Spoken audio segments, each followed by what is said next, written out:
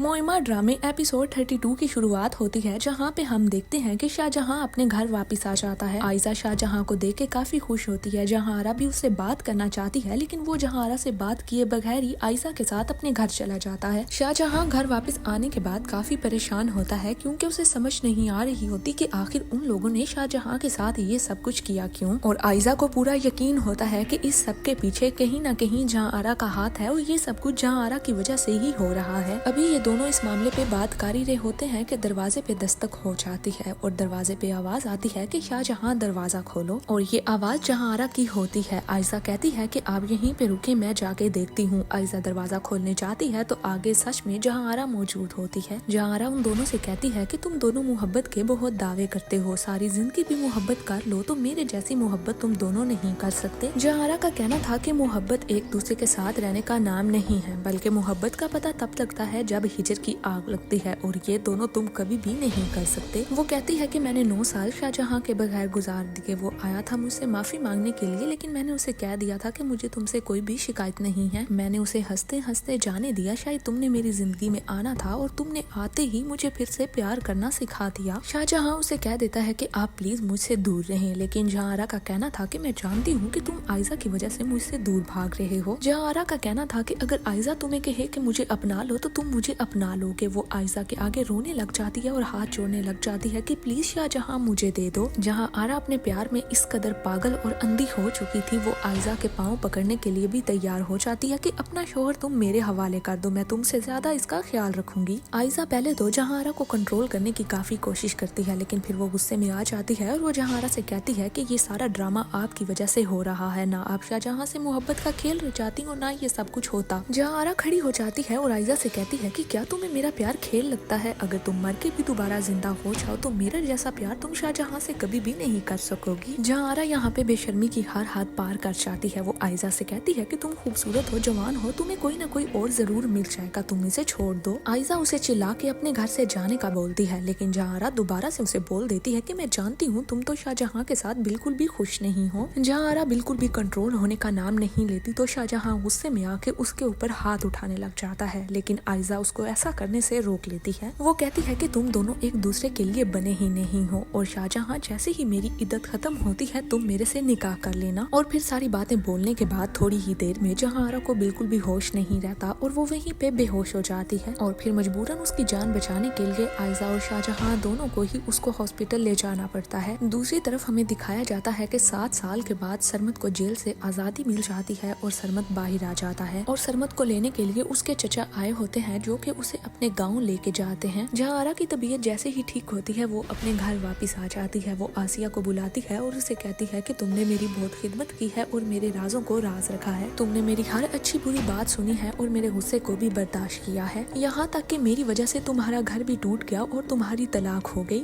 आसिया जो कि जहांरा की बहुत ही वफादार होती है, वो जहांरा से कहती है कि छोड़े ना, ऐसे नहीं कहते, कोई बात नहीं। जहांरा कहती है कि पिछले 7 सालों में तुमने मेरा ख्याल रखा है, तुमने मुझे कभी तनहा नहीं छोड़ा, मेरे हर अच्छे बुरे वक्त में तुमने मेरा साथ दिया है। और फिर जहांरा आसिया से कहती है कि अब मैं चाहती हूँ कि तुम कहीं और अच्छी सी नौकरी ढूंढ लो। आसिया ये सुनने के बाद परेशान हो जाती है और जहांरा से कहती है कि क्या मेरे से कोई गलती हो गई है? जहांरा का कहना था कि तुमसे कोई गलती नहीं हुई, लेकिन ये घर अब मेरा नहीं रहा। वो कहती है कि 1-2 दिन में मैं भी ये घर खाली करने वाली हूँ, तो तुम भी अभी से कोई अपने लिए अच्छी नौकरी ढूंढ लो और मैं तुम्हें कुछ पैसे भी दे दूंगी, जिससे तुम्हारे 2-3 महीने आराम से गुजर जाएंगे। जहांरा कहती है कि मेरे जाने के बाद पता नहीं इस घर के नए मालिक कैसे होंगे और तुम्हारे साथ क्या सलूक करेंगे, तो इसीलिए बेहतर है कि तुम अभी से ये घर छोड़ दो। आसिया कहती है कि जीजी, अगर आपके हालात अच्छे होते, आप इस घर में खुश होती, तो शायद मैं आपके कहने पे ये घर छोड़ के चली भी जाती, लेकिन इन हालात में मैं आपको अकेला छोड़ के बिल्कुल भी नहीं जा सकती। जहांरा कहती है कि फजूल बातें मत करो और अपना किसी अच्छे से घर में इंतजाम कर लो, लेकिन आसिया कहती है कि अगर आप मुझे धक्के दे के भी इस घर से निकालें तब भी मैं आपका साथ छोड़ के नहीं जाऊंगी। तभी डोर बेल बजती है और आयशा आ जाती है। जहांरा उसे बैठने का बोलती है, लेकिन आयशा बोलती है कि मैं यहाँ बैठने नहीं बल्कि आपसे कुछ जरूरी बातें करने के लिए आई हूँ। आयशा उसे कहती है कि आपने मेरी गैर मौजूदगी में मेरे हस्बैंड को अपनी जाल में फंसाने की कोशिश की, और जब वो आपके जाल में नहीं फंसा तो आपने उसे ब्लैकमेल करना शुरू कर दिया। जहांरा आयशा से बात करने की कोशिश करती है, लेकिन आयशा कहती है कि सफाई देने की कोशिश भी मत कीजिएगा, आपकी वजह से मेरा हस्बैंड 2 दफा मौत के मुंह में से वापस आया है। आपकी वजह से एक बार शाहजहां को गोली लगी, दूसरी बार आपकी वजह से उसको अगवा تباہ کیا گیا اور اس سب کے بعد آپ اتنی ڈٹھائی سے میرے گھر آ کے مجھے کہتی ہیں کہ شاہجہاں کو میرے حوالے کر دو، میں تم سے زیادہ اس کا خیال رکھوں گی اور آئزہ تم سے زیادہ میں شاہجہاں سے محبت کروں گی۔ آئزہ تمہیں تو کوئی اور بھی مل جائے گا، تم خوبصورت ہو، پیاری ہو، لیکن میں شاہجہاں کا تم سے زیادہ خیال رکھوں گی۔ آئزہ کہتی ہے کہ اب یہ سب کچھ بہت ہو گیا، ہم بہت جلدی ہی آپ کا گھر چھوڑ کے یہاں سے جا رہے ہیں اور اب اگر آپ مجھے شاہجہاں کے آس پاس بھی نظر آئیں تو میرے سے برا کوئی نہیں ہوگا۔ دوسری طرف سرمت اپنے چچا کی حویلی پہنچ جاتا ہے جہاں پہ اس کی آزادی کا جشن منایا جاتا ہے اور حویلی کے اندر جہاں کے ڈسے ہوئے لوگوں کو بلایا جاتا ہے، یعنی وہ لوگ جن کی آج تک جہاں طلاقیں کروا چکی تھی، یہاں تک کہ جہاں کا دھوکے باز اور لالچی بھائی بھی ان لوگوں کے ساتھ مل جاتا ہے اور جہاں کے خلاف کھڑا ہو جاتا ہے، کیونکہ ایک ٹائم ایسا آیا تھا کہ جس ٹائم جہاں نے اپنے بھائی کی بھی طلاق کروا دی تھی۔ دوسری طرف ہمیں زلیخا دکھائی جاتی ہے جو کہ تیار ہو رہی ہوتی ہے اور اسے پتا چلتا ہے کہ سرمت واپس آ چکا ہے۔ وہ دیکھ کے سرمت کو کافی خوش ہو جاتی ہے، لیکن وہ دل سے خوش نہیں ہوتی، وہ خوش ہونے کی صرف ایکٹنگ کرتی ہے کیونکہ سرمت بھی اس کو دھوکا دے کے چھوڑ کے ایک بار جا چکا تھا۔ اور جیسے ہی وہ سرمت کے پاس جاتی ہے، سرمت کے منہ پہ وہ ایک زوردار تھپڑ دے مارتی ہے اور یہ سب کچھ اس کا خیال ہوتا ہے۔ اور یہاں سے ہمیں پتا چلتا ہے کہ ڈرامے میں اور ٹویسٹ آنے والا ہے کیونکہ زلیخا اس بار سرمت کو زندہ چھوڑنے والی نہیں ہے،